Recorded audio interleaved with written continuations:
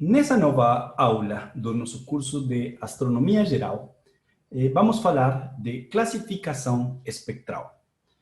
Já vimos que as estrelas podem ser distinguidas uma das outras através das características que são, ou das grandezas que são a magnitude aparente e absoluta.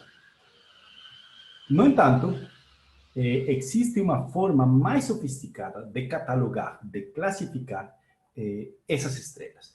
E esse catálogo, essa forma de classificar as estrelas, partiu desse grupo sensacional de mulheres que trabalhavam em Harvard, junto com esse cara aqui, que se chama Edward Pickering. Se vocês vão fazendo uma busca rápida na internet, vocês vão encontrar algumas histórias sobre os motivos que levaram Pickering a contratar um laboratório unicamente, contratar mulheres no laboratório, contratar unicamente mulheres para fazer os estudos de classificar observações astronômicas que se tinha até a data, certo? Catálogos de estrelas, sobretudo de espectros estelares que se conhecia até a data. Uma das pessoas mais importantes entre esse grupo de mulheres foi Annie Cannon. Ela está aqui, quase do lado do Pickering. A ela devemos a classificação espectral que ainda utilizamos hoje em dia. Antes do século XX, não se conhecia muito bem a física atômica e se conhecia, sobretudo, então, a física do átomo de hidrogênio. E por isso se começou a classificação espectral de estrelas, utilizando unicamente o que se conhecia, que eram as linhas de hidrogênio, como vocês podem ver aqui, H-alfa, H-beta, etc, etc. Então, a partir da intensidade e largura dessas linhas espectrais, foram catalogadas as estrelas como A, B, C, etc. Porém, depois, com melhor conhecimento da estrutura atômica, já no século XX, começou a se catalogar a partir da temperatura. E chegamos, então, ao que se conhece como o catálogo ou a classificação de Harvard, não é? Nesse tipo de classificação, as estrelas se classificam a partir da temperatura superficial. Por exemplo, as estrelas O são as estrelas mais quentes e as estrelas M são as estrelas mais frias. Ainda tem um par de tipos estelares aqui à direita das M. Essa letra que vai classificar uma estrela me vai dizer qual é o tipo de estrela.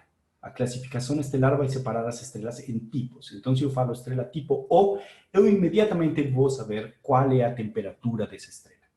Se separam esses tipos estelares em os tipos primeiros, que se chamam early types, e os tipos tardios, que se chamam late types.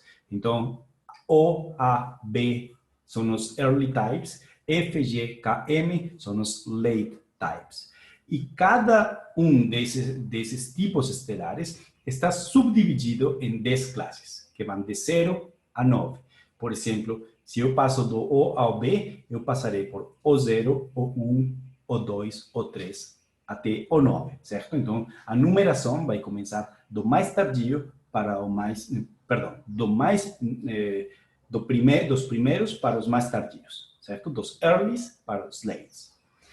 Normalmente se utilizava um mnemônico para lembrar essa classificação, que era Oh, be a fine girl, kiss me. Eu normalmente não gostava de substituir por guy, mas normalmente hoje em dia não é mais utilizado esse mnemônico.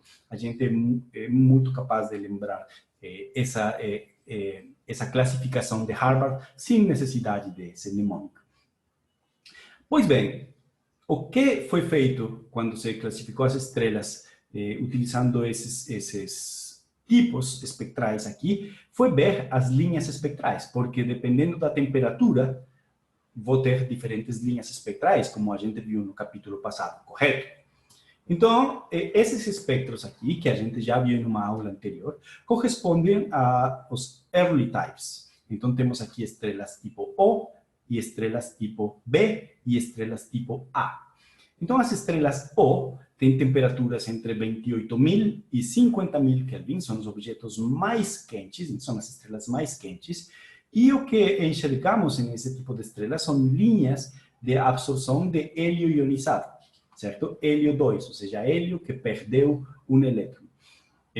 Ou seja, a linha que aparece é a linha correspondente à energia necessária para retirar um elétron do átomo de hélio. Também encontramos linhas de hélio neutro. Essas linhas aparecem unicamente quando as temperaturas são suficientemente altas.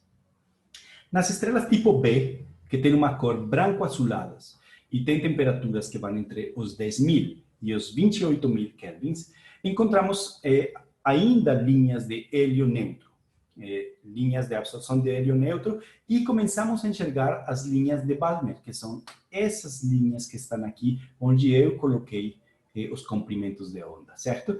Então, vocês veem que esse aqui, que é o H-alfa, começa a aparecer nas estrelas tipo B. As estrelas tipo A, que são as últimas aqui, as últimas linhas nessa figura aqui à sua esquerda, elas têm uma temperatura que vai entre 7.500 e 10.000 kelvins. E vocês, então, vão lembrar a aula na qual falamos sobre as equações de Boltzmann e de Saha, e vimos como em temperaturas precisamente nesse intervalo, é quando teremos mais elétrons no nível 2 do átomo de hidrogênio. E, portanto, teríamos linhas de Balmer, ou teríamos esse nível muito cheio, muitos elétrons nesse nível, e poderíamos ter muitas transições. E é por isso que as estrelas tipo A, com essas temperaturas, apresentam linhas de Balmer muito intensas. Com o máximo de intensidade nas estrelas tipo A0 e A1. Também começamos a enxergar as linhas do cálcio uma vez ionizado. As estrelas tipo Late, F, G e K, nesse caso, as F são branco-amareladas. Já começamos a perceber que começam a virar mais amarelas as estrelas tipo F. Tem temperaturas entre 6.000 e 7.500 kelvins. As linhas prominentes nos espectros das estrelas tipo F são as linhas de cálcio, uma vez ionizado.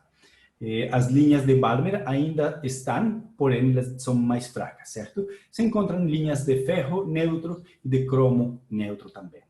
As estrelas G, que são amarelas, como o nosso Sol, certo? O nosso Sol é uma estrela G, tem temperaturas entre os 4.900 e 6.000 kelvins. As linhas que são mais intensas nesse tipo estelar são as linhas do cálcio uma vez ionizado. Também encontramos linhas de ferro e de outros metais neutros. Nas estrelas tipo K, aquelas últimas linhas nessa sua figura à esquerda, a temperatura é mais baixa ainda, temos 3.500 a 4.900 Kelvin, e as linhas que vamos enxergar, então, são linhas de cálcio H e K, que são linhas que requerem temperaturas menores para acontecer, certo? O máximo dessas linhas de cálcio vai acontecer nas estrelas que são as KZ, que são as mais quentes das K, certo? Muito bem. E, finalmente, temos as estrelas menores e mais frias observadas, que são as estrelas M, L e T. A temperatura dessas estrelas é muito baixa e, por isso, elas não têm energia suficiente na atmosfera para que existam transições atômicas. No entanto, existem transições moleculares que requerem menos energia para acontecer. Por exemplo, as estrelas M, que são de uma cor vermelha, elas mostram linhas moleculares de óxidos de titânio e de vanádio, TiO e BO. Então, a gente pode ver essas linhas, que são linhas moleculares que se encontram aqui, de óxido de titânio e de vanádio nessa primeira linha mais para cima na figura aqui à sua direita, certo?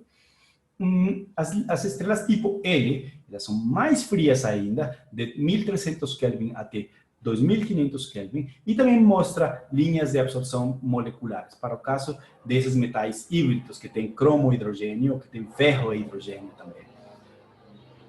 Também se encontra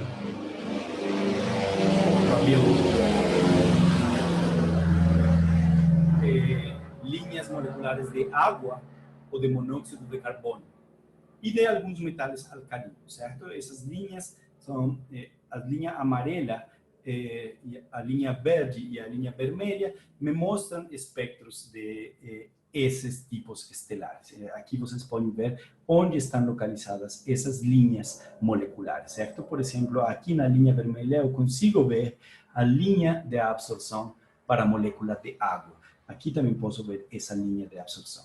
E ainda temos algumas estrelas mais frias, que são as estrelas tipo T,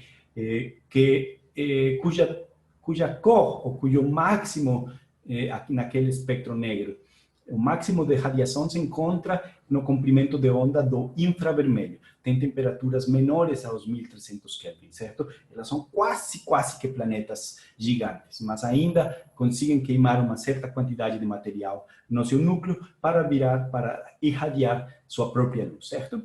Elas têm linhas de absorção intensas de metano e de monóxido de carbono, certo?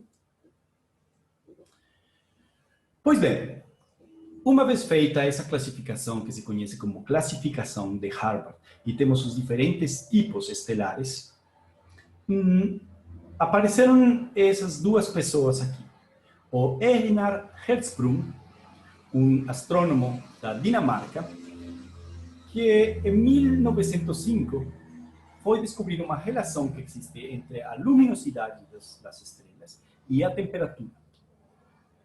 Posteriormente, alguns anos depois, no entanto, fazendo um estudo independente e com uma base de dados, com um catálogo de estrelas completamente diferente do catálogo do Hertzsprung, em 1913, o Russell, que é a pessoa que vocês têm aqui à direita, nos Estados Unidos, fez um estudo independente e chegou a uma relação entre a magnitude absoluta das estrelas e o tipo espectral. Veja, o tipo espectral obviamente depende da temperatura, certo? Então, as duas pessoas estavam encontrando basicamente a mesma coisa. O Hertzsprung também, a partir dos seus estudos, encontrou a existência das anãs e das gigantes, que, como veremos nas próximas aulas, são resultados da evolução estelar. Então, eu vou mostrar agora um filminho que eu não me canso nunca de mostrar, porque é um filminho muito ilustrativo sobre o trabalho de Hertzsprung e Russell, sobre como a correlação entre a temperatura e a luminosidade nos mostra alguma coisa muito interessante. Então, o primeiro que se faz aqui é separar as estrelas pela cor. Eu vou deixar as estrelas mais azuis para o lado esquerdo, as brancas vão ficar mais ou menos no meio e as mais vermelhas à direita. E agora vou separar as estrelas pela intensidade luminosa, pela luminosidade que elas têm. E agora você vai formar esse diagrama que vocês veem aqui, que é o conhecido diagrama de Hertzsprung e Russell. Esse diagrama aqui de Hertzsprung e Russell foi feito para o aglomerado Ômega Centauri, observado pelo telescópio Hubble. Então, temos várias regiões que estão sendo marcadas aqui no filminho, mas do qual vamos falar daqui a pouco. Então, aqui embaixo você vai encontrar as anãs brancas. À direita, em cima, as gigantes vermelhas e as gigantes azuis à sua direita, certo? Esse, então, é o famosíssimo e muito importante, como veremos ao longo desse curso, diagrama de Hertzsprung e Russell. Aqui temos o mesmo diagrama, já não animado, e encontramos aqui as principais características desse diagrama. Veja, essa sequência de estrelas aqui, na diagonal principal desse diagrama, são as estrelas que se conhecem como estrelas da sequência principal. São as estrelas que estão queimando hidrogênio no seu núcleo. O Sol se encontra aqui nessa sequência principal. Uma característica importante desse diagrama é que, lembre-se, passamos as estrelas azuis para a esquerda e deixamos as vermelhas à direita. As azuis são são sempre as estrelas mais quentes. Então, a temperatura mais quente vai estar à sua esquerda nesse diagrama. Então, é o oposto do que normalmente se faz em uma figura, que é avançar ou fazer crescer uma grandeza para a direita. No caso do diagrama HR, a temperatura mais grande, as estrelas mais quentes estão localizadas à esquerda e a temperatura vai diminuindo de esquerda para a direita. Então, aqui temos as estrelas de tipo G, vamos passar para as estrelas de tipo F, A, B e as estrelas de tipo O, aqui na parte alta desse diagrama. Temos as estrelas gigantes e as supergigantes. Essas estrelas estão queimando materiais mais pesados do que o hidrogênio no seu núcleo. São estrelas que passaram já pela sequência principal e agora se encontram nessa ramificação das gigantes. E temos também as anãs brancas, que são o resultado da evolução estelar. Estrelas de tipo tardio, como Sol, ou estrelas de tipo F ou tipo K, uma vez terminam sua combustão do hidrogênio no seu interior, elas podem passar a ramificação das gigantes e depois de convertir-se em gigantes e de estar por um tempo na ramificação das gigantes, vai explodir, vai sobrar esses objetos maravilhosos que se conhecem como nuvens moleculares, e no centro dessas nuvens vai aparecer ou vai existir uma anã branca. As supergigantes, então, normalmente são o resultado também da evolução, só que de estrelas mais massivas. Então, há muita informação que se pode obter desse diagrama HR. Uma coisa do que não falamos são das estrelas mais frias, que são as estrelas que estão à parte direita desse diagrama. Essas estrelas, por lo general, têm uma vida muito longa. Elas não vão sair uma vez que elas chegam no diagrama HR, elas praticamente vão pertencer ou vão ficar dentro nessa posição, nesse diagrama, por um tempo tão grande quanto a idade do universo. O Sol vai passar por sua vida no diagrama HR numa escala de tempo de 10 bilhões de anos, como já vimos. E estrelas que estão passando aqui nessa direção, mais massivas assim, enquanto mais massiva, mais rápida vai ser sua estadia no diagrama HE, na sequência principal. As estrelas as estrelas de tipo A ou B, elas têm um tempo de vida na sequência principal de 600 milhões de anos. Veja, então, como passamos de bilhões para milhões de anos, tempo de vida na sequência principal.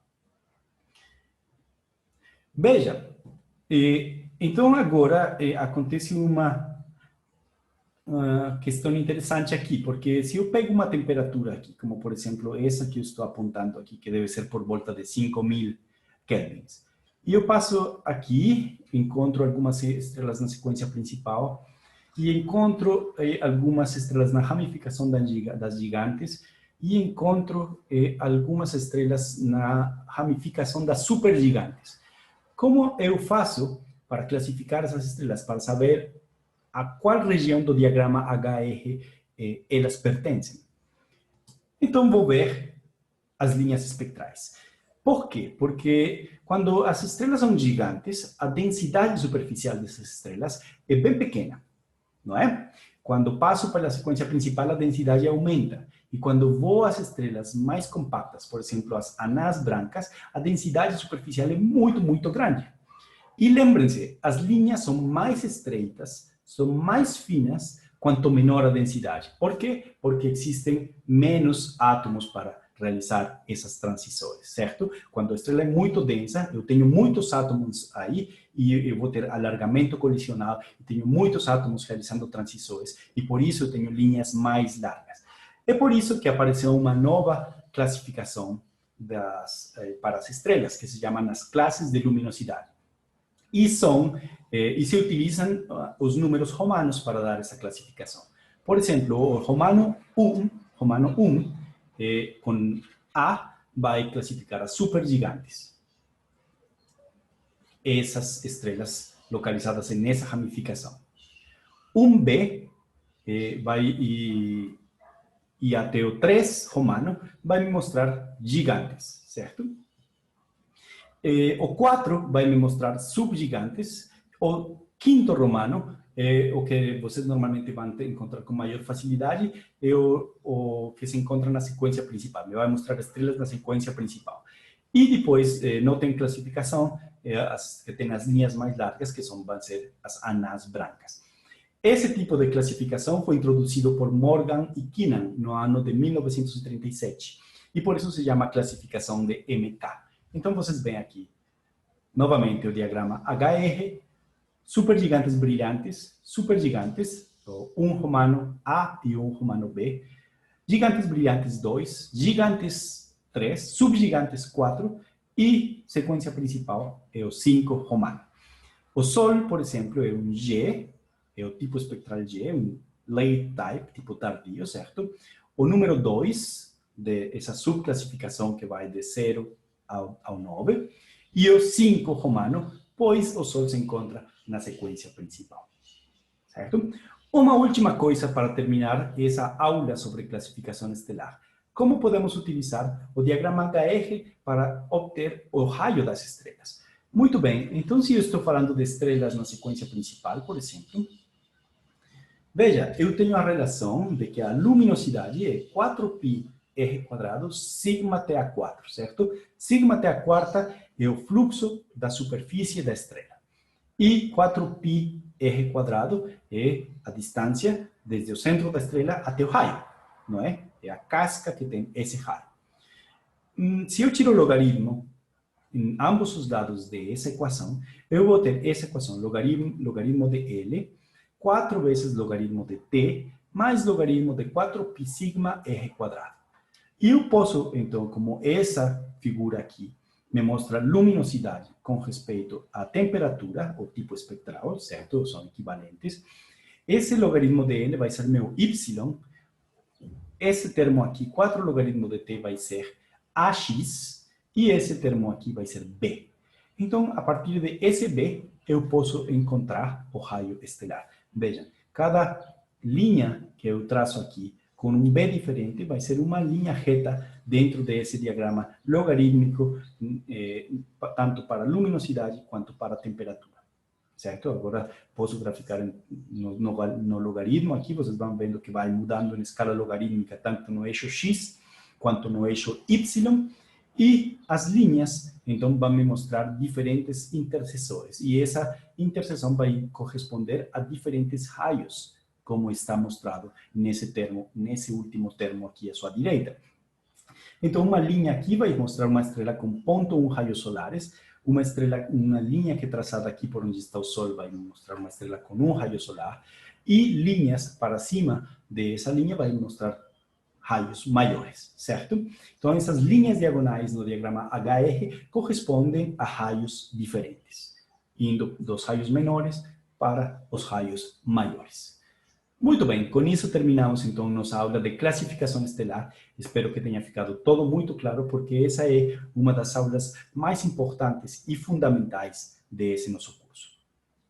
Nos vemos logo. Tchau, tchau.